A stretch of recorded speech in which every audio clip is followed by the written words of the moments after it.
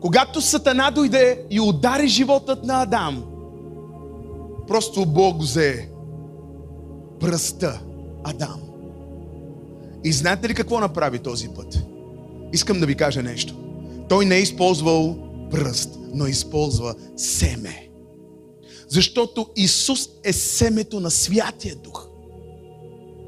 И знаете ли какво Исус направи? Взе пръста на Адам и взе семето, което бе Исус, и го вся в тази пръст. И се роди Спасител. Знаете ли какво? Църквата трябва да бъде пръст за Божието Слово. Плътта ти е пръст за семето на Бога. Сега, искате ли да ви знам една тайна? Отварям скоба за бързо.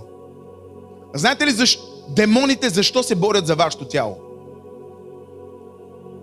Демоните се борят за вашето тяло, за да владеят душата ви. Сега, знаете ли, че във вас има 3 елемента?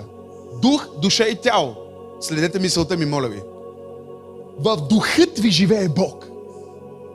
Там е святото място. Това е светая светих, храмът на Бога. Светая светих.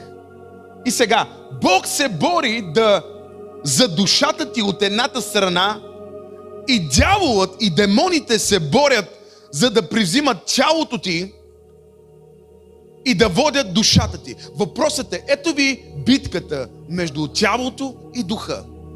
Когато Павел говори в Галатяни за тялото и духа, Исус идва за да стабилизира това, да ни покаже, че дори да се роди в плът, ние можем да бъдем стабилни в духа, защото Исус казва, вашето тяло е храм на Бога. И сега, ако ние не живееме в святост, всъщност точно тогава идва дяволът и може да ни удари. Това е демонизация. Знаете ли какво означава демонизация? Човек, когато живее в грях. Ето, грехът е успял да ви надвие.